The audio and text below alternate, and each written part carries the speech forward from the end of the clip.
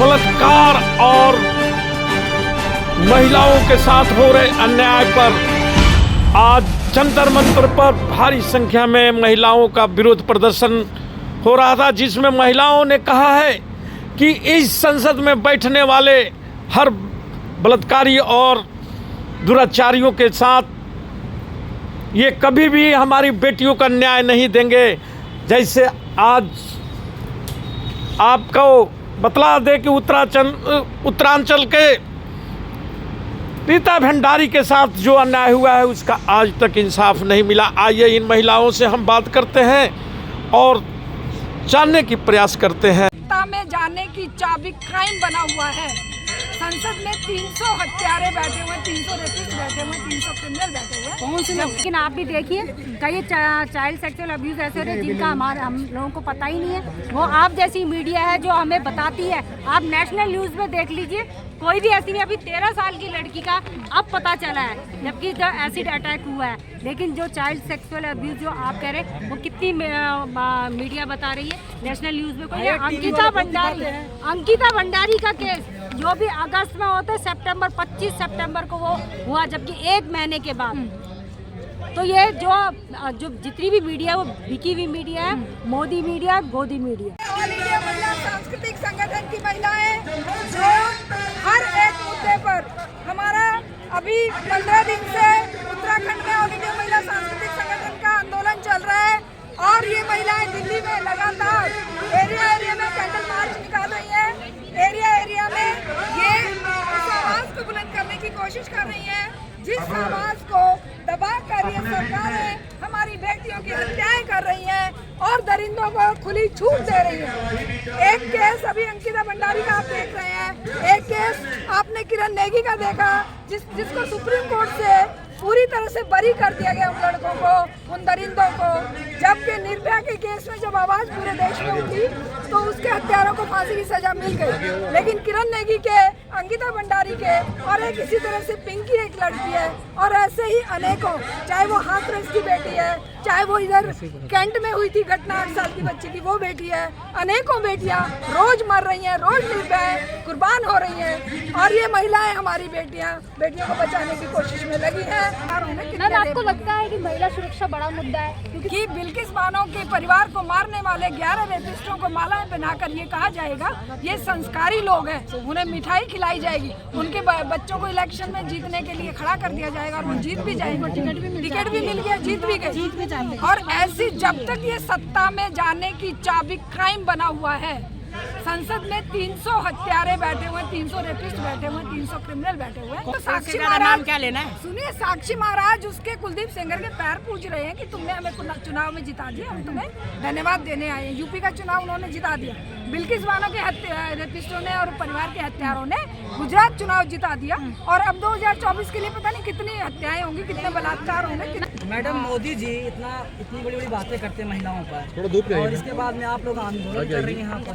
देखिए, यही तो सबसे बड़ी बात है। हमारे देश का प्रधानमंत्री जो लाल किला में खड़े होकर इतनी बड़ी बातें करते हैं, बेटी बचाओ, बेटी पढ़ाओ, लेकिन बेटी कहाँ बच रही है? महिला सुरक्षा कहाँ है? आज हमारे समाज में बेटियां बिल्कुल सुरक्षित नहीं है। ये जग जाहिर है, पूरे विश्व को पता है।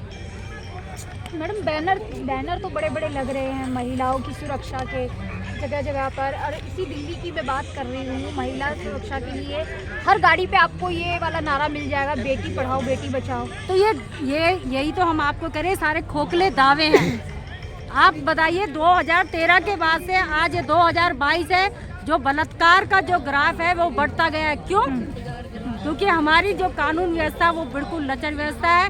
कानून में कोई ऐसे कानून नहीं बना गए, ना ही इम्प्लीमेंट हुए। अपराधियों को परोसा जाता है उनको, और उनको कोई सख्त सजा नहीं रहती। अगर अपराधी मानसिकता के व्यक्ति को अगर हम फांसी की सजा दें तो दूसरे अपराधी को इस चीज़ की सबक मिलेगी, वो ऐसे कार्य नहीं करेगा। ये हमारा सोचना है। हमारा सरकार से ये कहना है कि शराबबंदी होनी चाहिए, उसके कहीं ना कहीं नियम कानून होने चाहिए और महिला सुरक्षा पर जितने भी कानून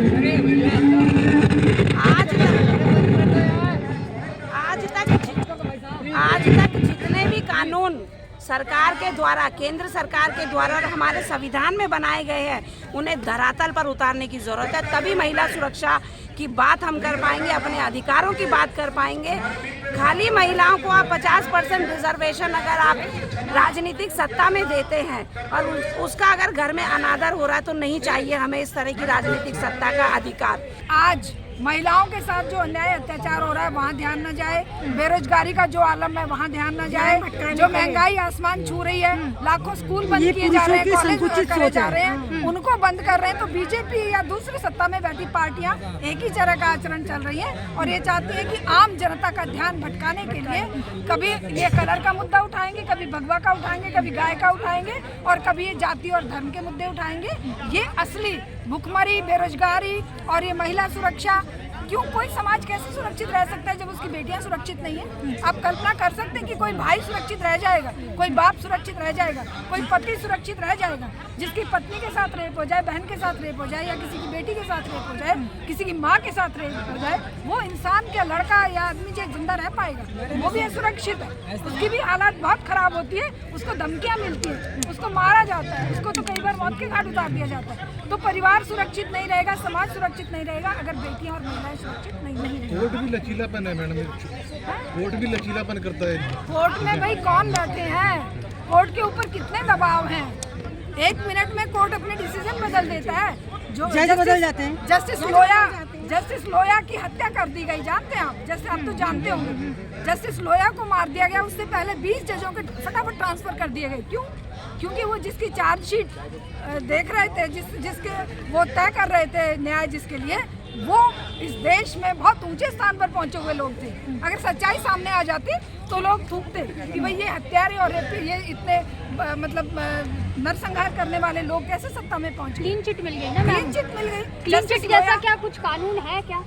देखिए, जब तक जनता खुद खड़ी होकर आवाज बुलंद नहीं करेगी, आज जैसे महिलाएं हजारों काम छोड़कर हम लोग बाहर निकलते हैं। किसानों ने ये जता दिया कि जब तक सड़क पर नहीं उतरोगे, इन फासिस्टों को, इन हत्यारों को, इन जालिम लोगों को काबू में नहीं लाया जा सकता।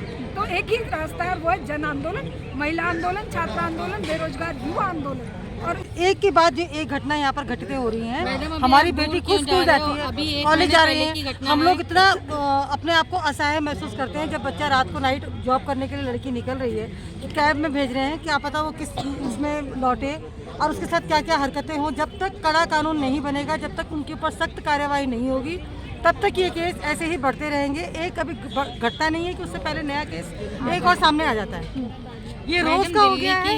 बस ये है कि पहले ये न्यूज़ होता तो ये पहले शुरू से ही आया है, बस यही है कि पहले ये बातें दब जाती थी, अब थोड़ा ये उछल के आगे आ रही है आप लोगों के सहयोग से, मीडिया के सहयोग से।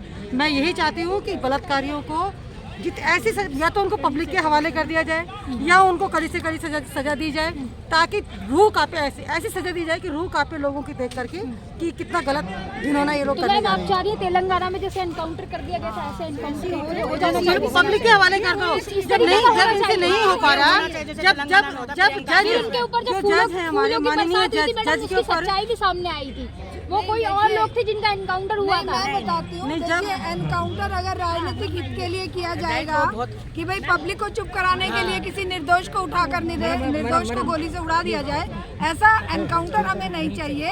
हमें न्याय की प्रक्रिया के तहत दंड चाहिए, लेकिन वो प्रक्रिया इतनी लंबी ना हो कि इंटरनेशनल लेवल पर उछलने वाले निर्भया कांड में भी 8 साल बाद न्याय मिला। हमें न्याय 1 महीने के अंदर चाहिए।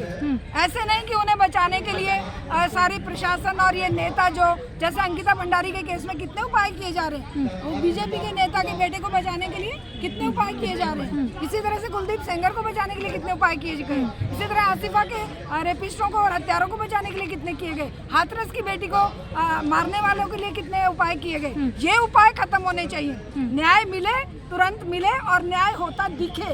ऐसा ना हो कि न्याय को मांगने वाले ही मर जाएं, उन्हीं को मार दिया जाता है। आजकल ये नया चलन चला है कि हत्या करने वाले को छोड़कर जिसकी हत्या हुई है उसके परिवार की हत्या डराया धमकाया जा रहा है।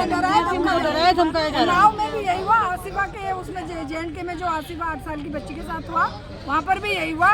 इधर कैंट में भी यही हुआ।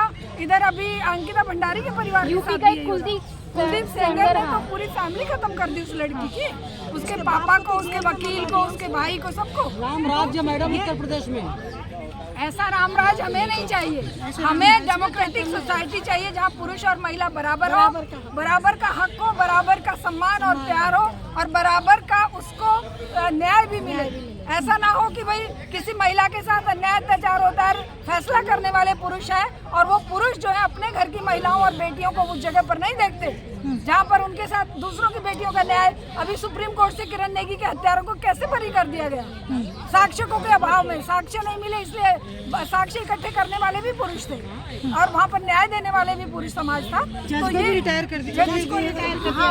तो इस तरह की जो कार्रवाइयाँ हैं, इस तरह के जो शातिर दिमाग इनकी ये है, इन्होंने अपराधों को बढ़ाया हुआ है क्योंकि उन्हें पता है कि बिल्किस बानो के परिवार को मारने वाले 11 रेपिस्टों को मालाएं पहनाकर ये कहा जाएगा ये संस्कारी लोग हैं, उन्हें मिठाई खिलाई जाएगी, उनके बच्चों को इलेक्शन में जीतने के लिए खड़ा कर दिया जाएगा और वो जीत भी जाएंगे, टिकट भी मिल गया, जीत भी गए। और ऐसी जब तक ये सत्ता में जाने की चाबी क्राइम बना हुआ है, संसद में 300 हत्यारे बैठे हुए, 300 रेपिस्ट बैठे हुए, 300 क्रिमिनल बैठे हुए, कौन से जब तक यही लोग हैं जो देखिए नाम हम बताएं, इससे आपको समझ के देखना चाहिए कि आप खुद नाम ढूंढें। ये मैं नहीं कह रही,